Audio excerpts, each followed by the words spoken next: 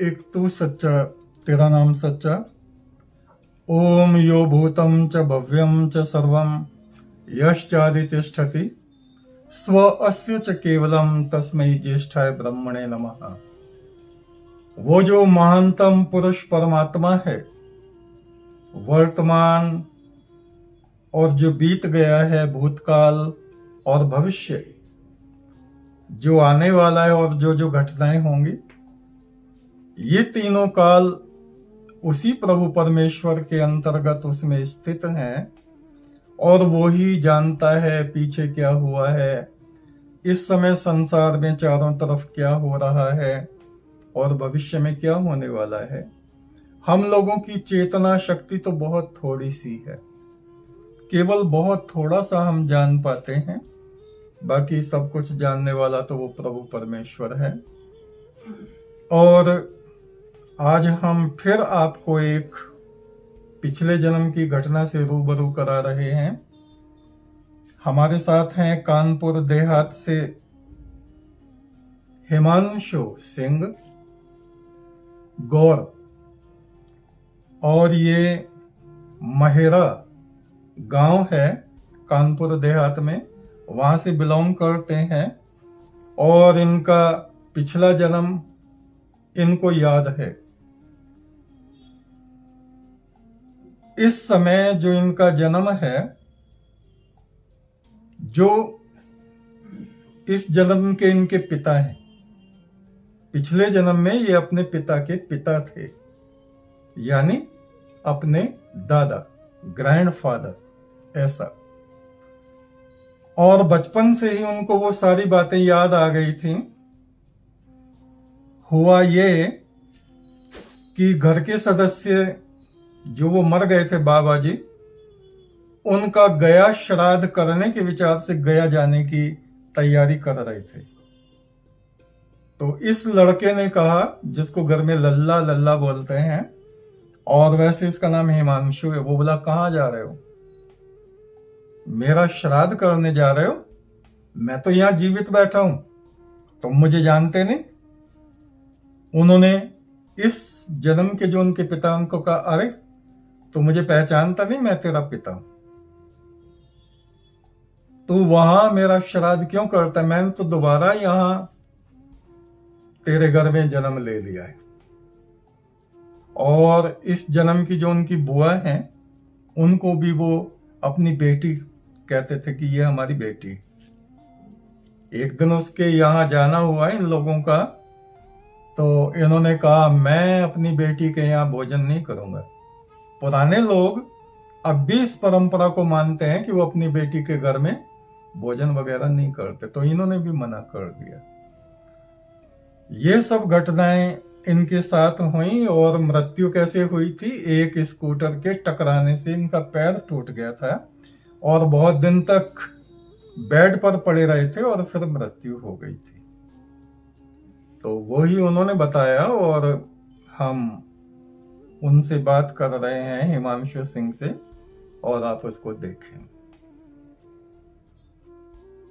हाँ हिमांशु जी गुरुजी।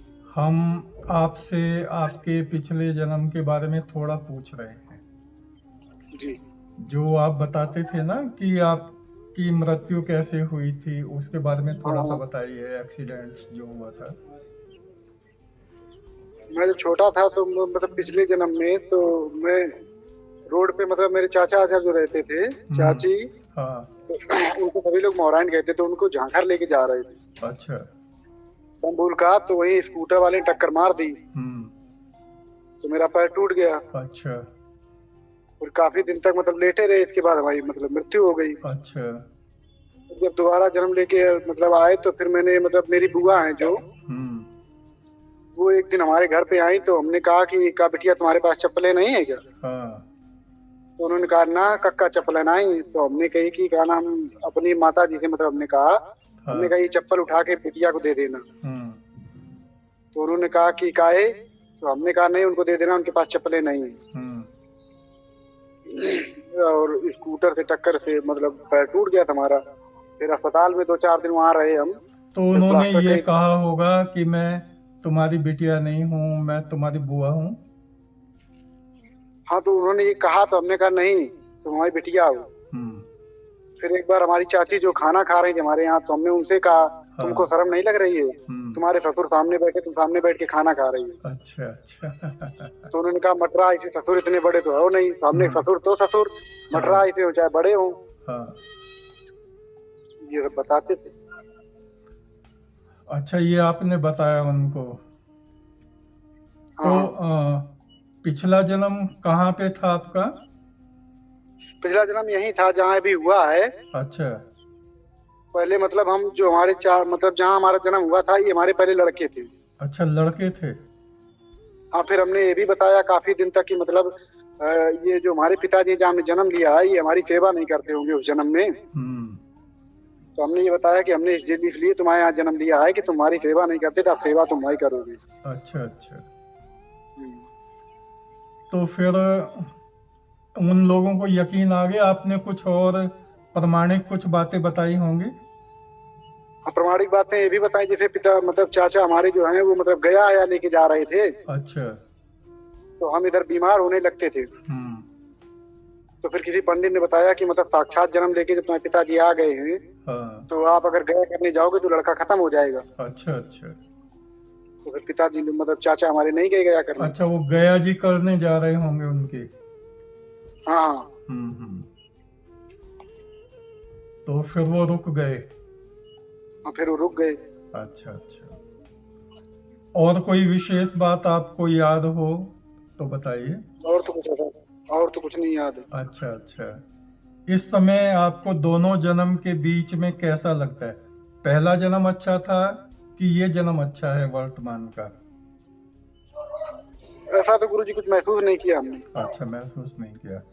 अच्छा, पहले पूजा पाठ करते थे कुछ पिछले जन्म में? इतना नहीं ध्यान है, लेकिन जो है कुछ तो करते होंगे। अच्छा, अब तो करते हैं ना इस जन्म में? हाँ, इस जन्म में तो करते हैं। हाँ हाँ। तो इस जन्म में तो आपको मंत्र दीक्षा भी है शायद, है? हाँ। हाँ, तो बस पार ब्रह्म परमेश्वर की आराधना करते रहिए, पुण्य कर्म कीजिए, और पुण्य कर्मों के करने से ही हमको इस जन्म में सुख और शांति की प्राप्ति होती है। और पूरे मनोयोग से अगर हम परमेश्वर की आराधना करें तो मोक्ष भी हो जाता है, और ये हमारी आत्मा उस परम ब्रह्म में चली जाती है। जी। ठीक है, आपने जितना आपको याद था पिछला जन्म वो बताया, और बहुत अच्छा लगा आपसे बात करके। इसके लिए धन्यवाद। ठीक है, ठीक है। चढ़े पर गुरुजी, एक तू सच्चा तेरा नाम सच्चा, एक तू सच्चा तेरा नाम सच्चा। इस तरह आपने हमारी और हिमांशु सिंह की वार्ता को सुना, और हमने जाना कि पिछला जन्म क्या था और वर्तमान क्या है, और वास्तव में ये जीवात्मा बार बार जन्म लेती है। कृष्ण महाराज कहते हैं, ईश्वरः सर्वभूतानां हृदयदेशे अर्जुन तिष्ठति। ईश्वर सभी जीवों के भीतर स्थित है। ब्राह्म्यानि सर्वभूतानि यंत्ररूढ़ानि मायया। वो ईश्वर सभी जीवों को अपनी माया से यंत्रवत, मशीन की तरह उनके कर्मों के अनुसार ऊपर नीचे, कभी देव योनि में, कभी पशु पक्षी की योनि में, कभी मनुष्य की योनि में घुमाता रहता है। तो हम लोगों को चाहिए कि हम शुभ कर्म करें, पुण्य कर्म करें, ईश्वर की आराधना करें, ईश्वर की पराभक्ति करें। पराभक्ति वो होती है जब हम केवल उस ईश्वर से मोक्ष की कामना करते हैं, और अपराभक्ति ये होती जो हमारे सामने संसार दिख रहा है, उसकी वस्तुओं को, उसके भोगों को जब हम ईश्वर से मांगने लगते हैं तो दोबारा से हमारा जीवात्मा भोग वृत्तियों में फंस जाता है, जन्म मरण में फंस जाता है, पुत्रों में, स्त्रियों में, धन में, इन चीजों में फंस जाता है, और फिर से ये जीवन मरण की जो चेन है, सिलसिला है ये प्रारंभ हो जाता है। तो ईश्वर हमें अपनी शरण में स्वीकार करे, हमारा जीवन पवित्र हो, हमारे विचार पवित्र हो, हमारी वाणी पवित्र हो, और वो प्रभु परमेश्वर इस जन्म में हमारी आत्मा को अपनी परम ज्योति में विश्राम दे। ये उस प्रभु से प्रार्थना है और वो हमारी प्रार्थना को स्वीकार करे। एक, तू सच्चा, तेरा नाम सच्चा।